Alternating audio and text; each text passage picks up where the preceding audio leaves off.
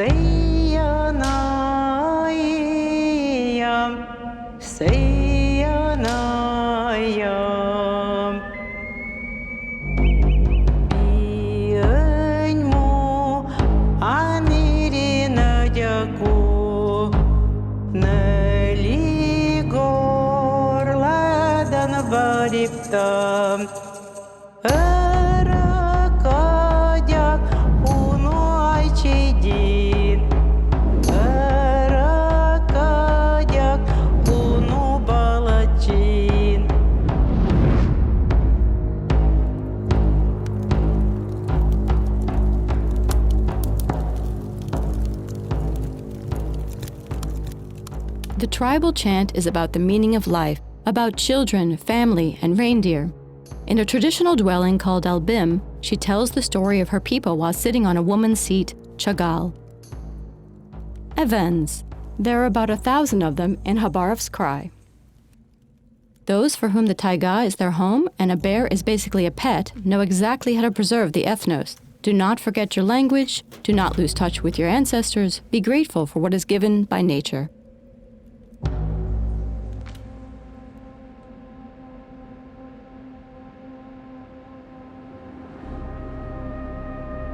What is the wealth of our people? Clean rivers, clean air, our taiga. What nature gives us? What do we need gifts of Kuban or gardens of Don for? We grow 14 types of berries. We have natural venison meat.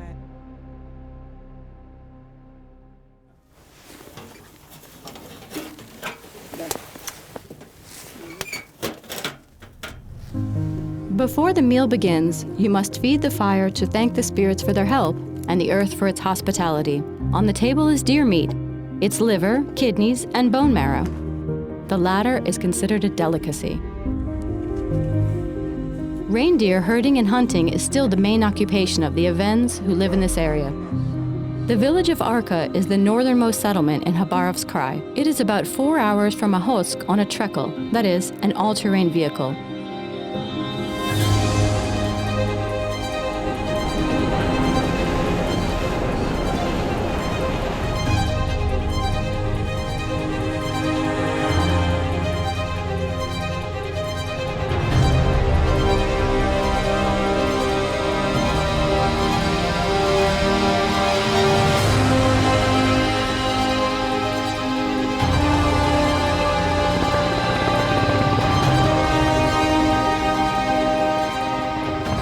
Even in winter, the sun shines so brightly that you can get a tan. Stunning blue sky, sugar white snow, and marshmallow hills. Those located near Ahotsk are called the local Caucasus. At its foot, clouds seem to float out into the sea, and in spring they are joined by ice floes, large and small. Those drift off land until they melt. They kiss pebbles and seaweed, which also lie right on the shore.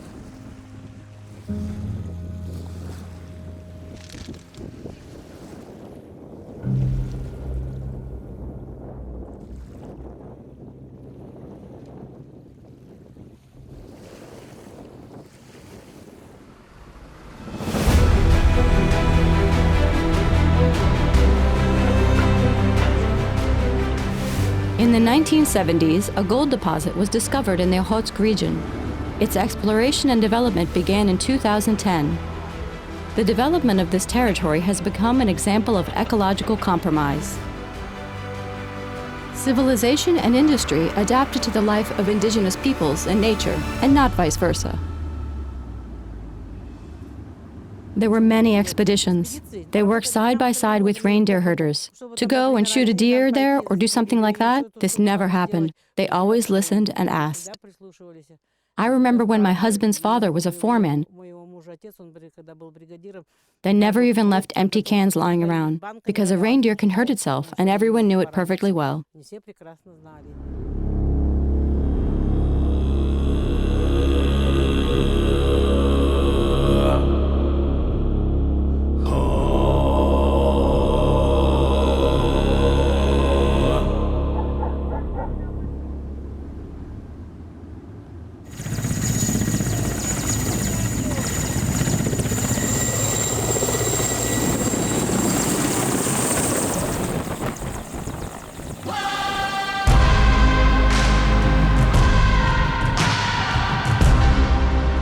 Taiga forests in the valleys and tundra forests on hilltops. Somewhere behind the trees there are deer and elk, ermines and lemmings, wolves and foxes and bears. You can get here only by helicopter, and in the cold season by winter road. The Svetla deposit is located at the northern end of the Jugjur Range, surrounded by spawning rivers. There are 65 species of birds within the footprint area of the plant. Their singing sometimes drowns out the sound of drilling and blasting. Precious ore is mined here by open pit mining.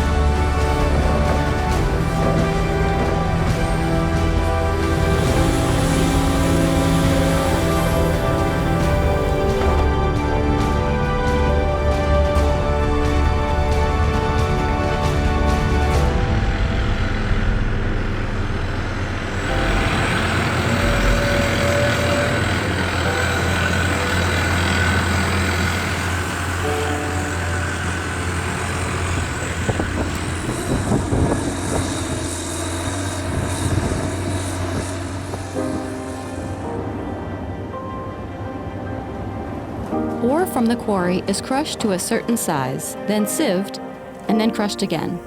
The finished grade is 20 millimeters. Such pieces get blended, in other words, mixed with lime. In 1 hour, the output is 207 tons of gold-bearing cocktail.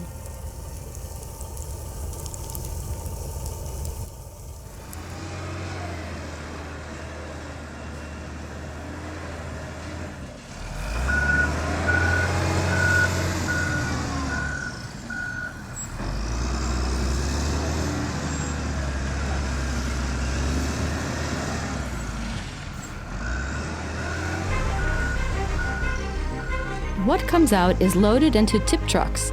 Here they are called ore carriers, and delivered to the heap leaching site. As the gold miners say, to the heap.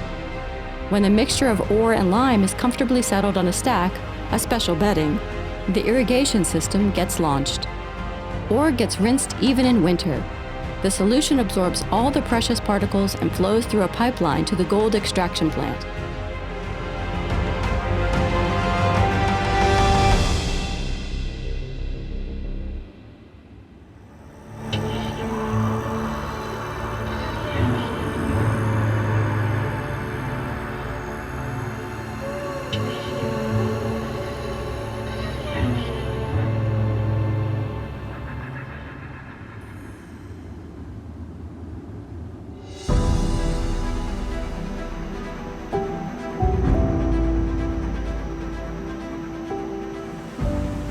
At the plant, the gold-bearing solution is heated and clarified, that is, cleaned of suspended particles. Oxygen is removed from it, and by cementation onto zinc, it is turned into the final product of the Svetlé deposit, the so-called cementate. After drying, it is sent to a refinery, where it turns into sparkling ingots. The factory equipment is automated, but always under control. The machinery is closely monitored by people. This is where the technologists, reagent dissolvers, hydrometallurgists, and of course the foremen work. The production process doesn't stop for a minute, all year round, 24 hours a day, regardless of what season it is outside, summer or harsh winter.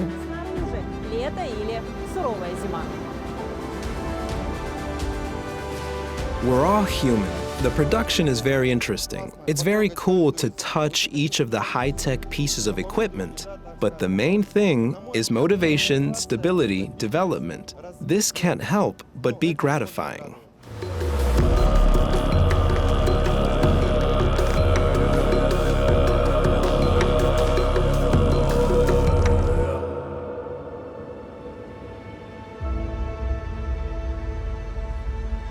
There are now 635 people working on the deposit.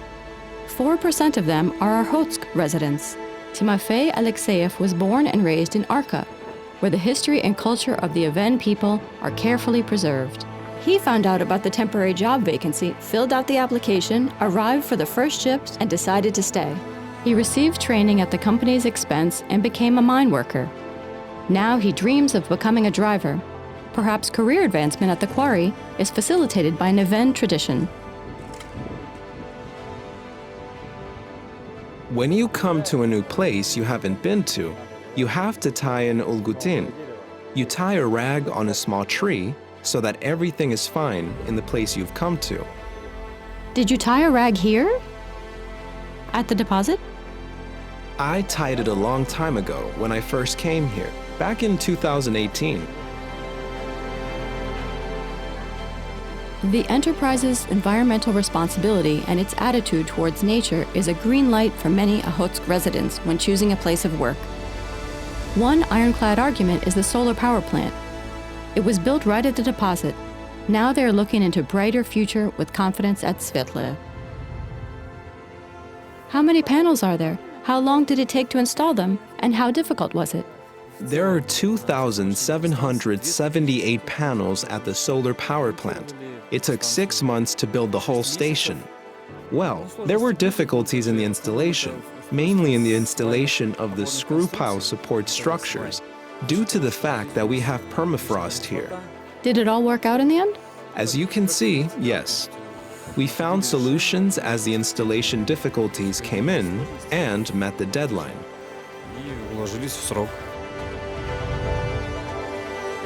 The constructions shed light on environmental innovations in Svetlé. Their specific tilt angle is calculated based on the position of the sun above the horizon. The task is to catch sun bunnies or sunbeams.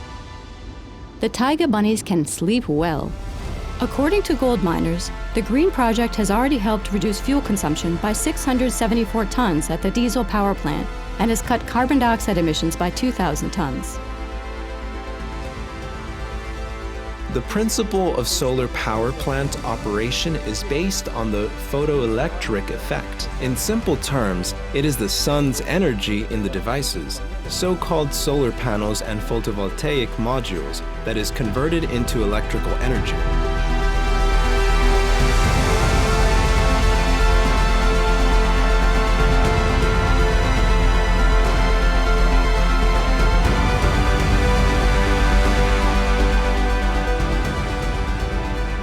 The wind of change for the better in the field of green energy also blew over the port of Unchi. Here they deliver goods by sea, which are then sent to Svetlé by helicopter or on the winter road. The shift camp and the industrial zone are now warmed by a sense of environmental responsibility.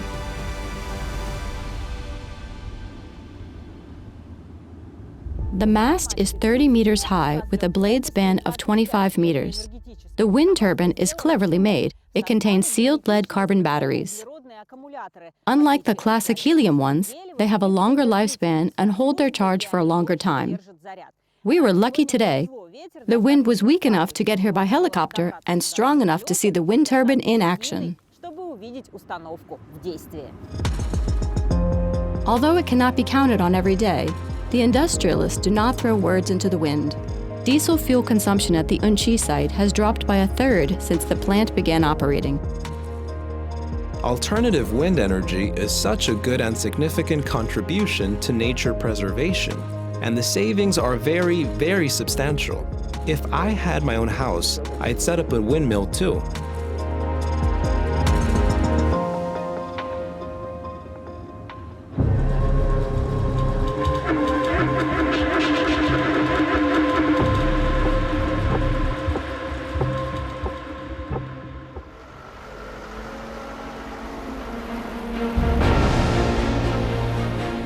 Waste is also a source of income, or rather savings.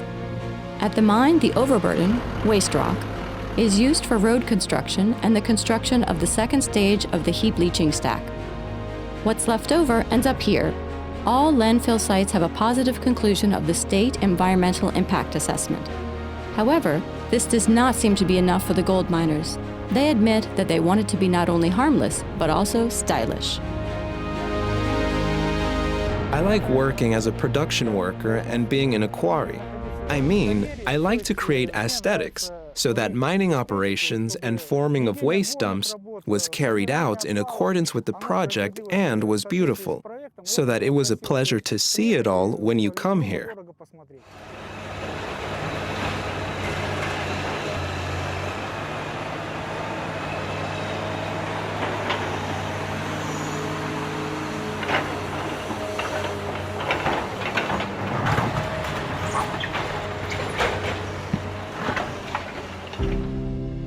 Industrial aesthetics are in everything here. The company's environmental management system has become an entire philosophy of cleanliness and order. We must protect nature so that something remains for our children. To somehow competently relate to this, well, with understanding. We ourselves understand this and are trying to convey this to all employees. They won't even spit their chewing gum out on the ground.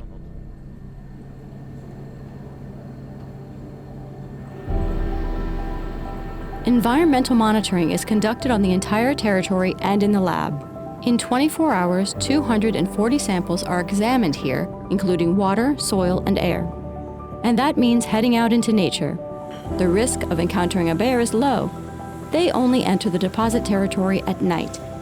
Locals say they can steal a shovel or a pot of food from guard dogs. And during the day, they prefer to stroll at their own pleasure through the taiga, sometimes posing for the camera, and they even seem to be a little embarrassed by the locals. Bear, come here. Misha. Misha, come here. With such neighbors, all the Okhotsk people, including the staff of Svetle, are to some degree zoologists and ornithologists. They say that an owl with a broken wing was once rescued. Bonya, that was the victim's name, urgently flew to Khabarovsk by plane. Here in Khabarovsk, she was treated in a veterinary clinic, fitted with an Ilizarov machine, rehabilitated here in the park, and she was returned to her home in Svetle and flew away a healthy owl. And of course, that was the kind of an operation that a lot of people were involved in at Svetle, in Okhotsk and in Khabarovsk. And we all still remember that story. Of course, it was very cool.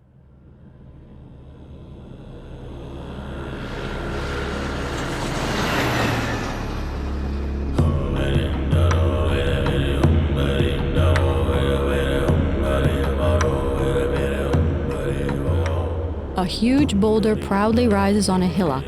According to the legend, the shaman stone protects the nature of the area. When planning the road from the camp to the quarry, it was decided to leave the landmark untouched so that nothing wrong would happen. Though who knows which is worse, angering the spirits or the scientists? So the deposit staff regularly seek advice on biodiversity issues from the Russian Academy of Sciences. Every year, the impact area of the plant is surveyed with the help of scientists. This is about 1,000 meters from the boundaries of the plant, and we do some useful things every year in accordance with the recommendations of scientists. This year, we will install a salt lick for ungulates with a camera trap. In addition, we have 43.6 hectares scheduled for reforestation this year. Strengthening the positive impact on nature and reducing the negative impact. Here in Khabarovsk Krai, it can hardly be otherwise. And it's not just a matter of attention focus on environmental issues at the Russian and international level.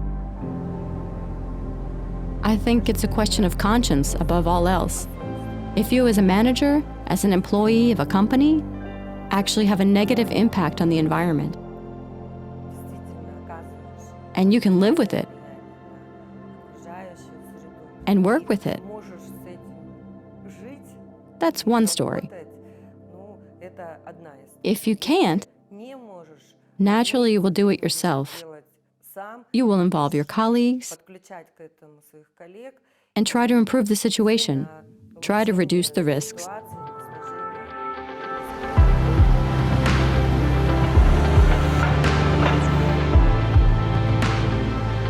Any self-respecting company today adheres to ESG principles. This acronym can be deciphered as environmental, social, and corporate governance. In other words, caring not only for plants and animals, but also for people. This is what reputation is built on.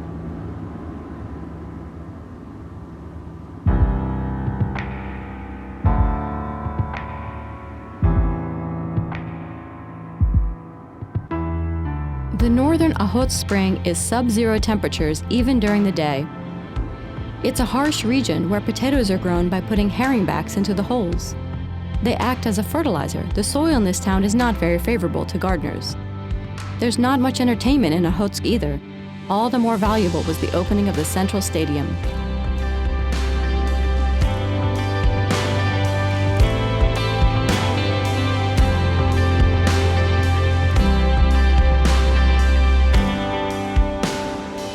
In summer, the stadium is almost always busy, and it is mainly occupied by school children and young people up to 25, 27 years old. So this is the main contingent. The stadium allows them to occupy their leisure time, to not go somewhere looking for some questionable adventures, but to come and play sports, get involved in the healthy lifestyle movement, so to speak. The gold miners have also thought about the elderly. A park has been laid out for them in the city center. Okhotsk is looking forward to the summer, even though it lasts here only for 2 months. One can come out here in the summer. It means that socialization increases. There is a place where they can socialize. Basically, it's probably the only place in Okhotsk at the moment that looks good, is beautiful, and is convenient for them. And of course, it is located in central part, which is also important.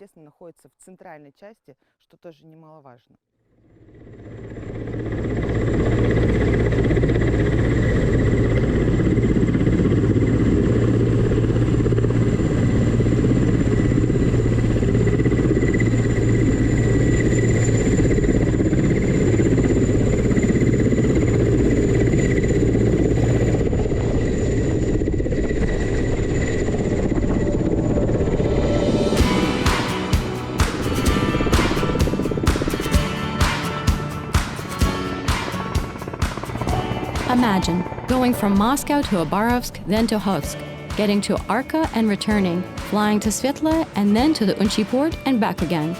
After that, getting stuck at the deposit for 2 days due to the weather, finally getting out and going back to Okhotsk, then to Khabarovsk and finishing in Moscow. 8 flights in a week, a Boeing, an An-24, a helicopter, and an all-terrain vehicle. In total, more than 30 hours on the road, but it was worth it. It's a long way to see with your own eyes what is more precious than gold.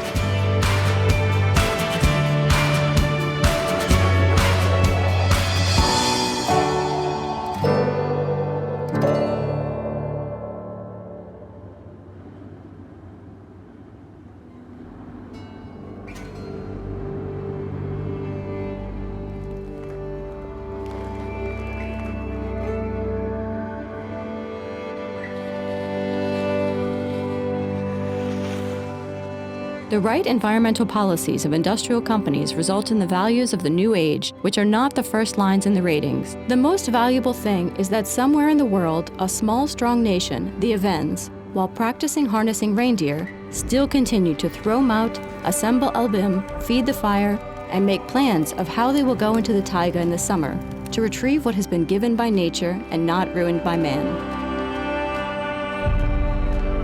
We have a huge amount of berries. Lingonberries, cloudberries, and blueberries are harvested here. If it was all disrupted, probably none of it would be there. I just went to Okhotsk, there was a grouse sitting by the roadside, and partridges just flew right past it.